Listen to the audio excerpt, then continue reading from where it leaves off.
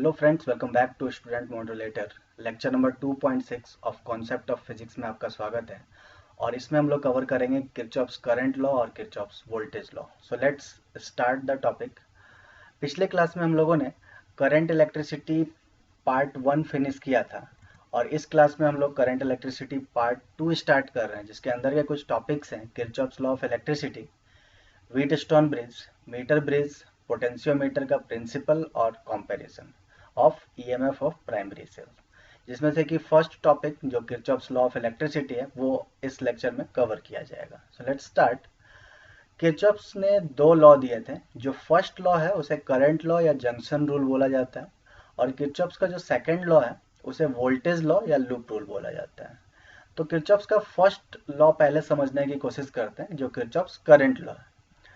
The algebraic sum of electric currents at a junction in any electrical network is always zero। यहाँ पर देख सकते हैं कि एक इलेक्ट्रिकल नेटवर्क है, मतलब जिसमें बहुत सारे करंट सर्किट्स है, पाथ्स हैं, जिससे कि होकर के करंट यहाँ पर या तो इनकमिंग है या फिर आउटगोइंग है। ठीक है, तो इस नेटवर्क के अंदर एक कोई पॉइंट है, जंक्शन है, जहां पर सभी करंट का पाथ आकर के मिल रहा है। तो उस पॉइंट पर अगर बात की जाए तो टोटल सम ऑफ करंट जो होगा वो जीरो होगा। Algebraic sum of electric current at any junction is always zero. इसके पहले साइन कन्वेंशन को समझ लेते हैं और जो फाइनल मैथमेटिकल फॉर्म है किरचॉफ्स लॉ का उसको देख लेते हैं। साइन कन्वेंशन के अकॉर्डिंग देखिए, the incoming currents towards the junction are taken positive, मतलब जो आने वाले इनकमिंग करंट्स हैं उसको हम लोग पॉजिटिव लेंगे। ग्रीन कलर से दोनों साइन दिखाए हुए हैं, जो कि इनकमिंग करंट है, I1 करंट और I4 करंट, ये दोनों इनकमिंग है, तो इन दोनों को हम लोग पॉजिटिव कंसीडर करेंगे। The outgoing current away from the junction are taken negative, जो करंट इससे बाहर की तरफ निकल रहे हैं, जंक्शन से दूर जा रहे हैं, उसको हम लोग, उस डायरेक्शन वाले करंट को हम लोग नेगेटिव में कंसीडर करेंगे। तो यहाँ पर देख सकते हैं I2 भी आउटगोइंग है, I3 एंड I5, ये रेड कलर वाले सारे तीनों करंट जो है वो आउटगोइंग है, और ग्रीन कलर में जो करंट है I1 और I4 ये इनकमिंग है।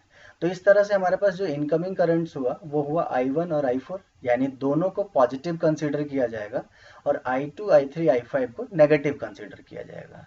मैथमेटिकल फॉर्म देख लीजिए, I1 and I4 is taken as positive, इन दोनों को पॉजिटिव लिया गया है, और I2, I3, I5 को नेगेटिव लिया गया। और टोटल समेशन कैसे करेंगे, जो पॉजिटिव है उसको पॉजिटिव में सम और नेगेटिव वाले को सब्ट्रैक्ट करना है।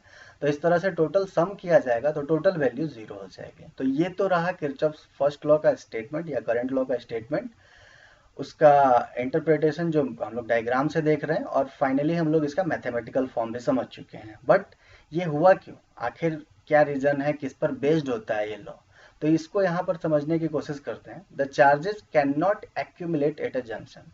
जाहिर सी बात है कि जो चार्ज किसी भी पाथ से आ रहा है वो कहीं ना कहीं किसी पाथ में ट्रांसफर हो रहा है, मतलब चार्ज एक जगह आ करके वहां पर रुक तो नहीं सकता।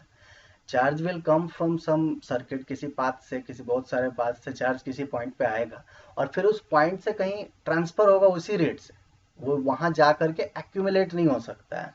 ठीक है, तो इस कारण से the number of charges that arrive at a junction in A given time must live in the same time in accordance with the conservation of charge. तो कंजर्वेशन ऑफ चार्ज के अकॉर्डिंग जितनी देर में कहीं से भी किसी भी पाथ से चार्जेज आ रहे हैं, सपोज यहाँ I1 और I4 से चार्जेज जो आ रहे हैं, उतने ही देर में बाकी सारे पाथ से होते हुए, चाहे कोई भी पाथ हो सकता है, I2, I3, I5, किसी में ज़्यादा किसी में कम हो सकता है, बट जो टोटल जो चार्ज I1 और I4 से आया वो टोटल चार्ज I2, I3, 5 से ट्रांसफर भी सेम टाइम में होगा। इसका मतलब ये होगा, और चार्ज अपॉन टाइम ही तो हम लोग करंट बोलते हैं, यानी जो नेट इनकमिंग है वो नेट आउटगोइंग के इक्वल होगा। और अगर हम लोग इनकमिंग को पॉजिटिव ले लें और आउटगोइंग को नेगेटिव ले लें तो उनका समेशन जीरो हो जाएगा।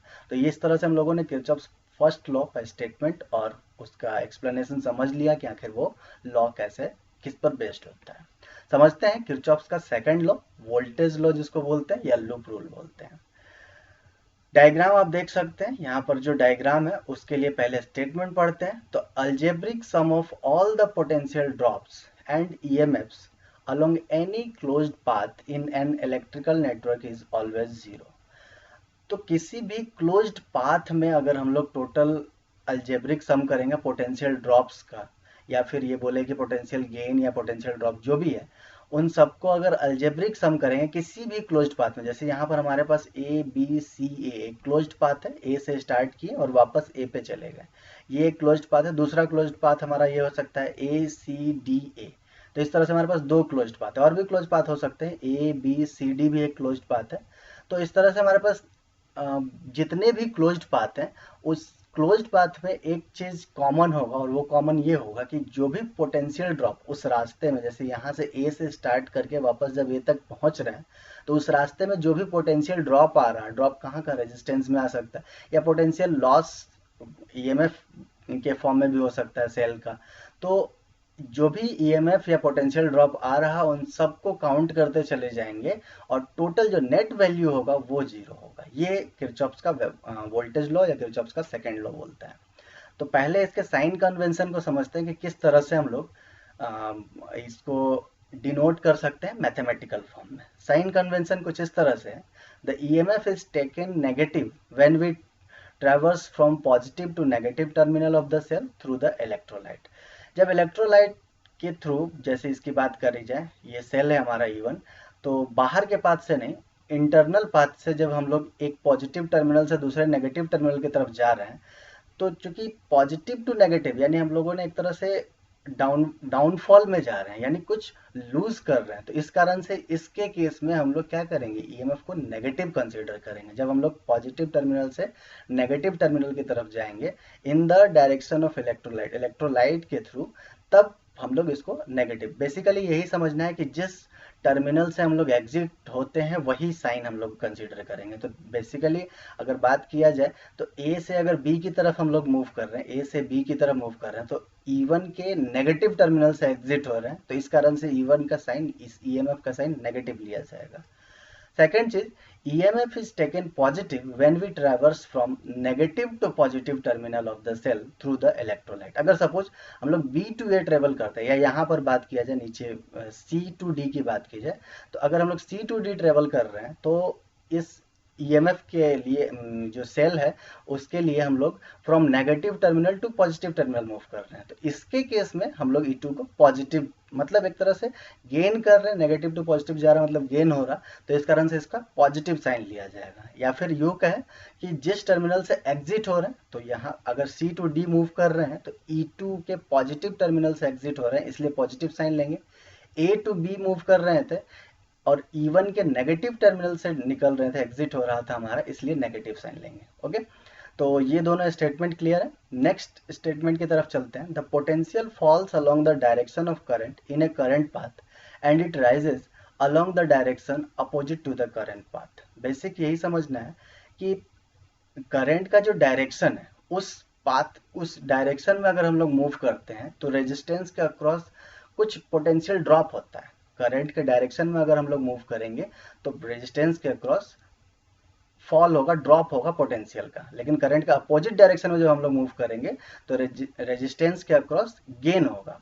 इसको डायग्राम से समझने की कोशिश करते हैं। जैसे R2 की बात करें तो R2 के लिए जो करंट का डायरेक्शन आपको दिख रहा है I1 प्लस I2 जो भी है, नेट जो करंट है उसके डायरेक्शन में अगर हम लोग मूव करते हैं, सपोज A टू C हम लोग मूव कर रहे हैं, तो इसको नेगेटिव वैल्यू लेंगे बिकॉज पोटेंशियल ड्रॉप हो रहा है in the direction of current. अगर हम लोग यही C टू A मूव करेंगे तो उसके केस में हम लोग करंट पोटेंशियल की वैल्यू पॉजिटिव लेंगे। ये समझ, ये क्लियर कर लेना है इस पॉइंट को।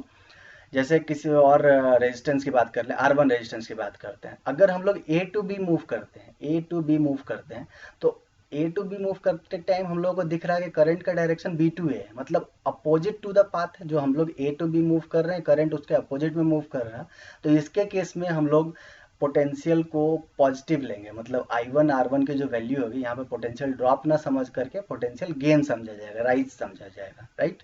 जबकि अगर हम लोग किसी पाथ जैसे C टू D की बात करते हैं कि C से D की तरफ अगर हम लोग जा रहे हैं, C टू D अगर हम लोग मूव कर रहे हैं, तो I2 इसी डायरेक्शन में है जिधर C टू D हम लोग मूव कर रहे हैं, यानी जिस पाथ में हम लोग मूव कर रहे हैं उसी डायरेक्शन में करंट भी है। तो ऐसे केसेस में हम लोग समझेंगे कि ये पोटेंशियल यहाँ पे ड्रॉप हो रहा है, तो I2 R3 को नेगेटिव लिया जाएगा जब पोटेंशियल ड्रॉप हो, और अपोजिट अगर हमारा फ्लो करंट के अपोजिट डायरेक्शन में हो, जिस पाथ की हम बात कर रहे हैं वो पाथ हमारा करंट के अपोजिट डायरेक्शन में हो तो पॉजिटिव लिया जाएगा।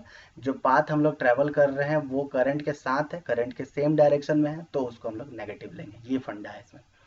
थर्ड पॉइंट समझते हैं, the potential fall is taken negative. Of course जो ये पॉइंट है फॉल और राइज वाला, उसी को मैंने यहाँ पर डिटेल में बताया है कि द पोटेंशियल फॉल को हम लोग नेगेटिव लिखेंगे। मतलब जैसे इसके केस में बात की जाए, सी टू डी मूव कर रहे थे, आई टू भी सेम डायरेक्शन में था, तो इसके केस में पोटेंशियल फॉल हो रहा और इसको हम लोग नेगेटिव में कंसीडर करेंगे। जबकि अगर ए टू बी मूव करते हैं और आई वन जो है वो अपोजिट डायरेक्शन में है, तो इसका मतलब पोटेंशियल राइज हो रहा है, उसको हम लोग पॉजिटिव कंसीडर करेंगे। तो इन सारे साइन कन्वेंशन के अकॉर्डिंग हम लोग कोशिश करते हैं किरचॉफ्स वोल्टेज लॉ लिखने के लिए इन दोनों लूप में ए बी सी ए और ए सी डी ए। तो सबसे पहले लूप ए बी सी ए की बात करते हैं, ए बी सी ए। इस लूप में देखिए स्टार्ट हमने किया, पहले ए टू बी जा रहे हैं, स्टार्ट हमने किया ए टू बी जा रहे हैं, तो ए टू बी जाते वक्त E1 देखिए नेगेटिव टर्मिनल से एग्जिट कर रहा है, मतलब पॉजिटिव टू नेगेटिव टर्मिनल हम लोग मूव कर रहे हैं, तो इसका मतलब E1 का साइन नेगेटिव में रहेगा, देख सकते हैं -E1 लिया है। उसके बाद ए टू बी मूव कर रहे हैं और करंट जो है वो उसके अपोजिट में आ जा रहा है, अपोजिट डायरेक्शन में, यानी यहाँ पर राइज होगा, पोटेंशियल राइज। पोटेंशियल राइज को किस में लिया जाएगा, पॉजिटिव में, तो इसलिए plus I one into R one, plus I one into R one. Then after B to C move करना है, हमें बी टू सी मूव करना है, यहाँ पर कोई रेजिस्टेंस है ही नहीं तो कोई ड्रॉप नहीं होगा। फिर आगे सी टू ए चलते हैं, सी टू ए चलते हैं, मतलब इसी पाथ में ए बी सी ए पाथ में जहाँ जहाँ रेजिस्टेंस आएगा उसको बात करते चले जाएंगे, या फिर ईएमएफ कोई सेल का सोर्स आया तो एक सोर्स हम लोगों ने ले लिया -E1, then plus I1 R1। अब उसके बाद हमारे पास R2 है।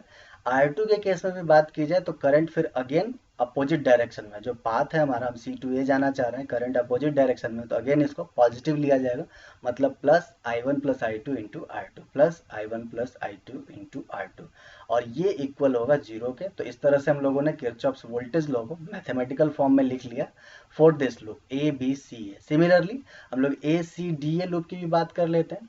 चलिए स्टार्ट करते हैं। ए सी पहले यहीं से स्टार्ट करते हैं। सबसे पहले हमारे पास रजिस्टर ही मिला R2, और R2 रेजिस्टेंस के लिए देख सकते हैं कि करंट का डायरेक्शन सेम है, सेम पाथ में मूव कर रहे हैं।